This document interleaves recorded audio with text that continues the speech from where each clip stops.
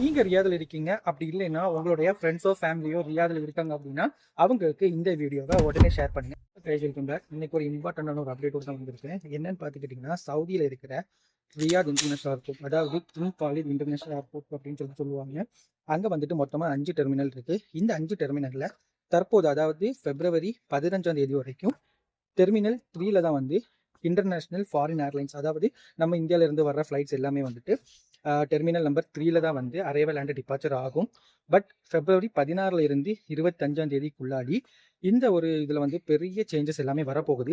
என்னென்ன சேஞ்சஸ் அப்படிங்கிறத வந்து கீழே டிஸ்கிரிப்ஷனில் நான் கொடுக்குறேன்.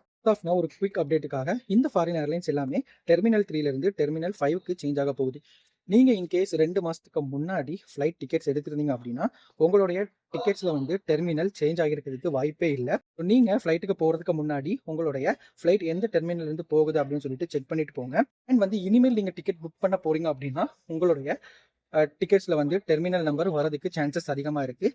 இன்கேஸ் மறுபடியும் டெர்மினல் நம்பர் 3 அப்படின்னு காமிச்சதுன்னா நீங்கள் வந்து அந்த டைம்லையும் உங்களுடைய ஏர்லைன்ஸை காண்டாக்ட் பண்ணி எந்த டெர்மினல்னு கன்ஃபார்ம் பண்ணிட்டு போங்க. ஸோ இந்த வீடியோ உங்களுக்கு இன்ஃபர்மேட்டிவாக இருக்கும் அப்படின்னு சொல்லிட்டு நான் நம்புறேன். இருந்துச்சுன்னா வீடியோக்கு ஒரு லைக் பண்ணுங்கள். அண்ட் இந்த மாதிரி ஏர்லைன் அண்ட் ஏவியேஷன் கண்டென்ட்காக நம்ம சேனலை வந்து ஃபாலோ பண்ணிக்கோங்க.